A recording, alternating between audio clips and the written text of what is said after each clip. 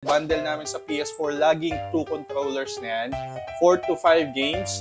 Naglalaro siya ng... So, paano pa nila i-legit check ang PS4 at PS5? Hawakan nyo dito, okay? Aangat nyo to ng konti, pero huwag nyo yung hahatakin. So, sa PS4 unit, makikita yung seal. Ito yung titignan nila. Mag-check mo sa app kung gumagana or kung may analog drifting ba siya. Tuturuan ko kayo kung paano.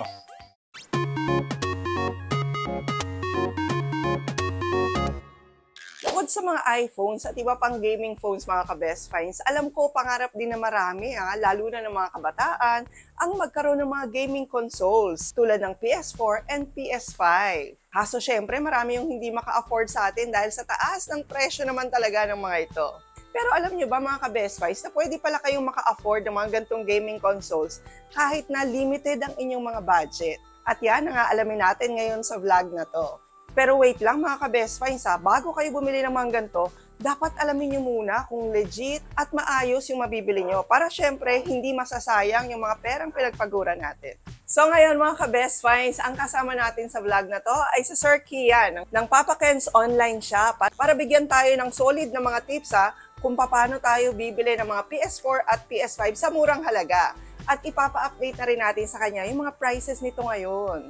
At mga ka-best finds, ito nga palang Papa Ken's Online Shop ay nagdi-deliver nationwide. Ayan, kaya yung mga ka-best finds sa ating OFW, pwedeng-pwede na po kayong magregalo ng mga PS4 sa inyong mga anak. Hi mga ka-best finds, welcome sa Papa Ken's Online Shop. Ako nga pala si Kian ang magbibigay sa inyo ng mga tips sa pagbili ng mga second-hand consoles natin, especially sa mga PS5 and also sa mga PS4 second-hand consoles. Yes, naka-avail na tayo sa kanila ng PS4, PS4 Slim, at ngayon, ang pangarap natin, ayan, PS5 naman. Sa PS5 FAT namin, by bundle to, bundle namin 1 controllers, 2 to 3 games ng kasama. Estimated price niya is only 24 to 25,000 na yan. Wow! And sa PS4 naman, magkano na lang ngayon? Sa PS4, makakakuha sila sa amin ng bundle. Bundle namin sa PS4, laging 2 controllers na yan. 4 to 5 games. Naglalaro siya ng 9,000 to 13,000. 14,000 pag Pro. Sa Slim, 9,000 to 12,000. Grabe, sobrang baba. Sa market, ang original price ng brand new PS5, FAT na to, kasi nilabas na yung Slim version this month. Ang FAT, roughly around 28 to 31,000. Stand-alone lang yun.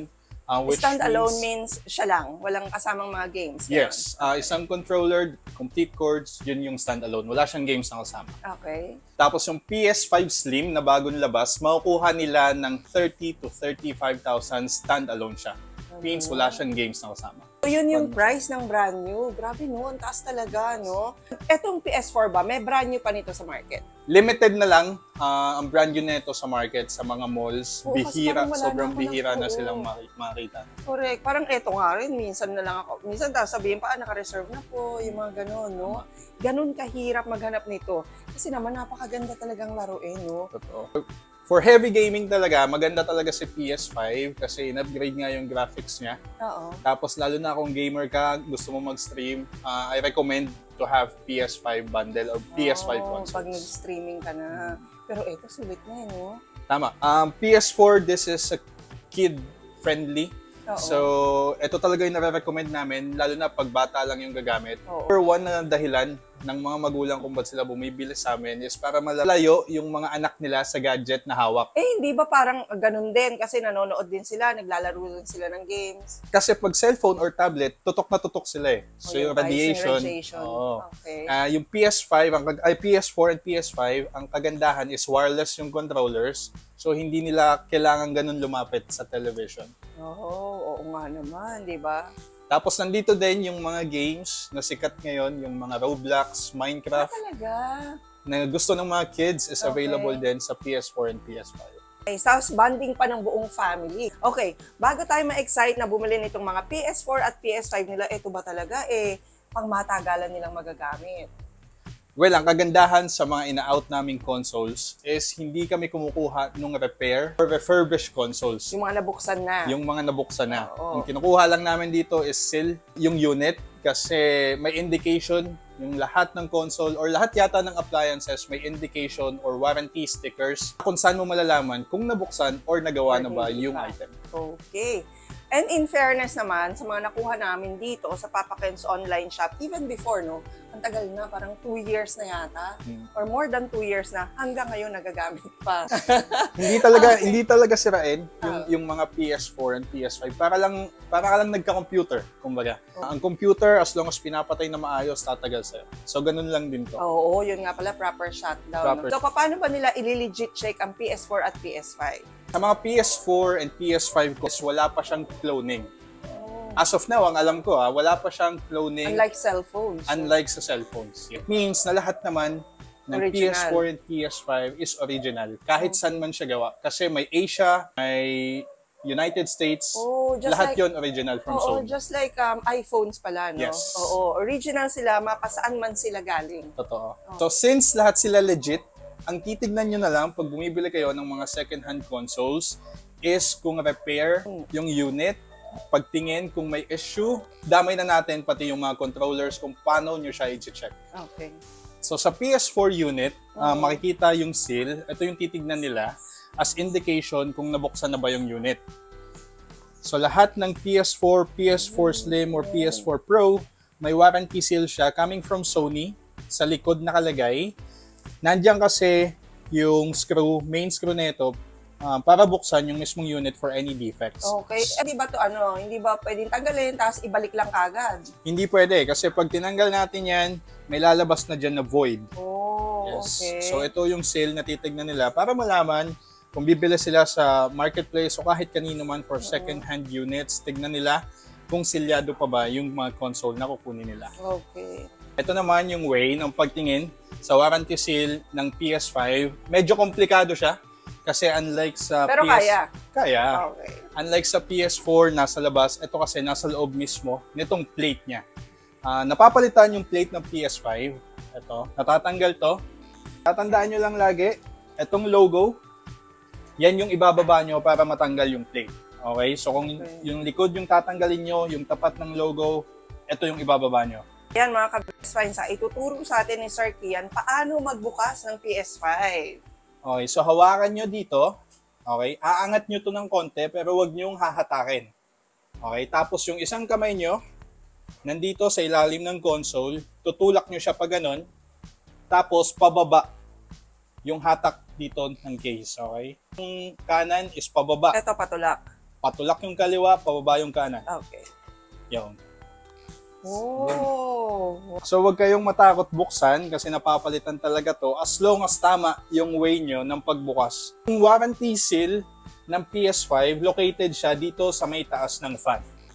Yan. Ayan, ito naman. Tulad ng sa PS4, pag wala na yung seal, it means refurbish or nagawa na yung unit. Ganon. Dahil kailangan talagang tanggalin yung screw doon para i-repair. Tama. Hindi mo mabubuksan yung mismong loob ng PS5 hanggat hindi mo tinatanggal to. Okay. So, syempre, bukod sa mga seal na titignan sa mismong unit, hindi lang yung unit yung titignan. Tignan nyo din yung mga kasama niyang controllers. Okay. So, for controllers na kasama ng mga bundles, kailangan mong masigurado na all buttons working. Okay? Ito yung mahalaga, yung analog, kung may drifting ba siya. Kasi drifting means? Yung kusa siyang gumagalaw kahit hindi mo galawin. Okay. Nakakainis yan sa mga gamer. Alam na pag may analog drifting, kadalasan yung iba palit talaga. Nagpapalit ng controllers. Oo. Ngayon, ang kagandahan is pwede mo tong i-connect via Bluetooth sa cellphone mo. Tapos, ma-check mo sa app kung gumagana or kung may analog drifting ba siya. Turuan ko kayo kung paano. So, paano nga ba i-connect yung mga controllers sa Bluetooth ng cellphone or pwede din to sa PC?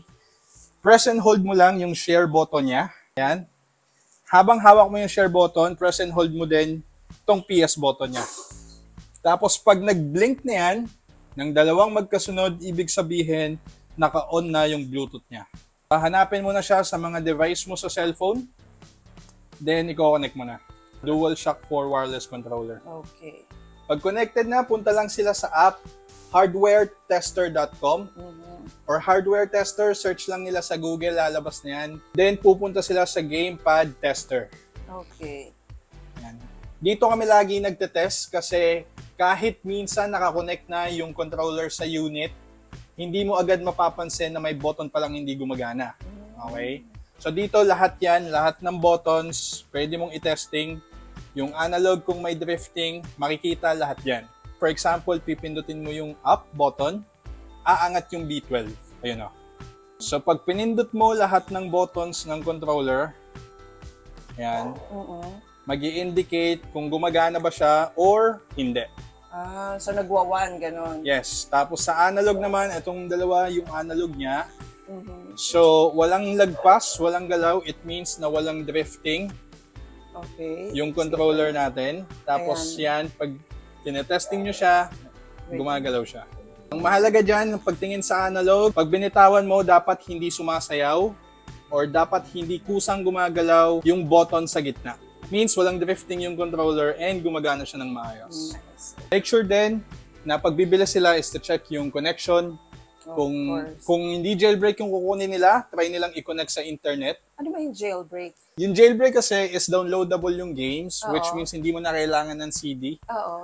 However, hindi mo siya pwedeng i-connect sa internet. Ganun. Yes. So, saan ka magda-download?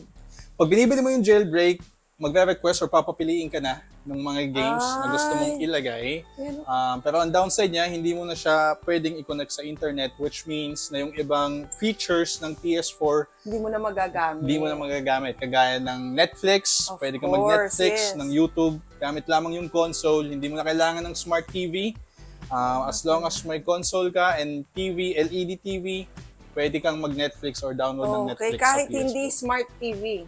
Kahit hindi Pwede smart kang mag-Netflix, YouTube, mag-internet. Yes.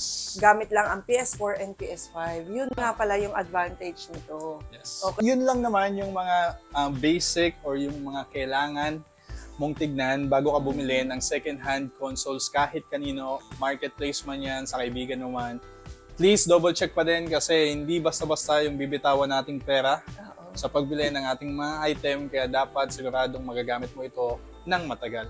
Okay. And make sure na rin syempre na trusted yung sellers na bibilan nyo. No? Yes. Well, sa amin, pag bumili kayo, sa mga naka-pick up, alam na yan, sa mga kukunin yung consoles, i-demo namin, okay, yung mga advice namin, do's and don'ts. At sa mga hindi naman maka-pick up, for example, sa Visayas or nasa Mindanao ka, mag-send kami ng video. May tutorial din kami kung paano i-set up on your own. At pwede nyo silang kontakin sakaling meron kayong mga additional na katanungan. Right. Yeah. Open yung page namin from 10 a.m. to 10 p.m. Minsan nag-extend pa as long as kaya. So, message lang sila within the operation hours. A-assist namin sila sa lahat ng question nila. Nakita ko na ang dami mong games dito. Eto ba lahat, pag bumili sila sa inyo ng bundle, ay makakapamili sila? O depende lang sa ibibigay mo? Sa bundle namin, kadalasan fixed game siya. Okay. Kasi yung games na sinasama namin is talagang magaganda na. Yung bundle kasi na binibenta namin is based on our personal experience, as lahat ng paparents is talagang gamer sila before. Okay. So for example, sa mga bundle, laging may Tekken yan, laging may NBA. NBA, yan. Yes. Okay. May mga 2-player and then sikat na adventure games like God of War, Last of Us. Yun yung kadalasang binabundle namin. Now, kung gusto nila ng ibang games na isama, doon na sila papasok or doon na sila bibili ng aming mga for sale na games. Now, pag nag-avail sila ng bundle, ang kagandahan, pag bumili sila ng for sale, kadalasan we are giving discounts. Oh, okay. So, kung dito na kayo bumili ng PS4 at PS5, discounted na to. Tama. Kesa dun sa, hindi kayo sa kanila bumili, bibili lang kayo nito. Totoo. Oh, ayan ha. Discounted na kayo. So, kung ako sa inyo, may bundle na kayo ng games, kung additional games, isama nyo na rin. So, pag bumili sila sa inyo, ide-demo nyo naman, ipapakita nyo, ganon. Yes. Kadalasan, nagsisend kami ng video bago ipadala. Kasama dito yung mga chords na kasama and yung mga games. So, sa PS4, dalawang brand new controller yung kasama sa bundle. So, talagang wala siyang issue. So, yung video na pinapadala nyo para sa mga provincial orders o kahit sa Manila, within Metro Manila, pwede? Within Metro Manila, this is upon request. Dahil sa Metro Manila, pwede siyang i-deliver ng aming personal rider. Hindi mo na kailangan i-video kasi si rider na mismo yung magde-demo or magse-set up ng mga console sa bahay nyo mismo pagka-deliver bago nyo bayaran yung item. Oh, so within Metro Manila, meron silang personal riders na pwede pang mag-assist sa inyong installation. Pero kung provincial naman kayo, ayun nga, isasend nila yung video. At kung meron kayong mga katanungan, pwede nyo silang kontakin kaagad. Tama. As we offer warranty for any factory defects, included yung wires, CDs, and syempre yung mismong consoles. Okay. So, paano nga pala yun? Kunyari, taga Visayas nga ako or Mindanao or nearby provinces na lang at ayoko nang ma-hassle na pumunta dito, no? Gusto ko na lang ipa-deliver. Total, bibigyan mo naman ako ng video and tutorial. Di ba? Paano yun? So basically, sa mga outside Metro Manila o yung hindi na abot ng aming personal rider, pinapa-LBC na namin to. LBC yung aming partner, business partner when it comes to shipment. So far, sa lahat ng pinadala namin, 100%. 100%. Walang issue, dumadating ng ligtas kasi trusted namin yung isa't isa. Trusted namin yung LBC sa pagpapadala ng mga console kahit sa Mindanao pa yan. Nice. Madami kaming suki or madami bumibili sa amin ng mga console sa Davao City. This week, nakapagpadala kami sa kanila ng anim na console sa Davao. So, huwag kayong matakot, huwag kayong mag-alala na hindi dadating sa inyo ng maayos kasi yun yung aming top priority.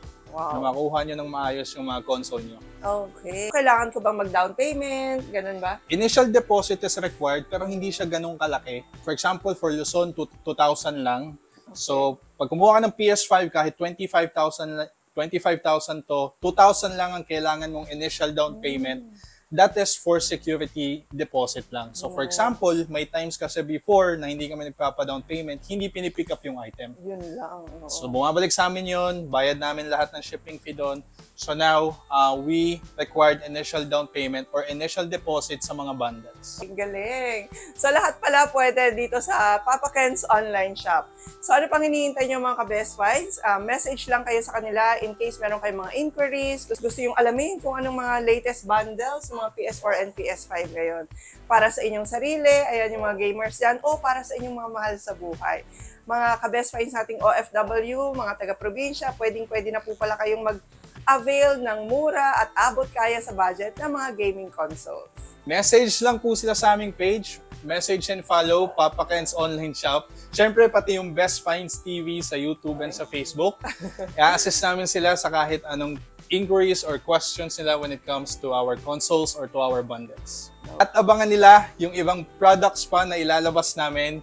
So follow lang po sila sa page namin, which is Papa Ken's online shop. So lahat ng contact details ng Papa Ken's online shop, link ng kanilang Facebook page ay ilalagay natin sa ating description and sa comment section. Please don't forget to like and share this video. Please don't forget to subscribe po and hit the notification bell na rin para lagi po kayo updated pag may mga best finds tayo katulad nito. And we'll see you again next week, Best Finds. God bless!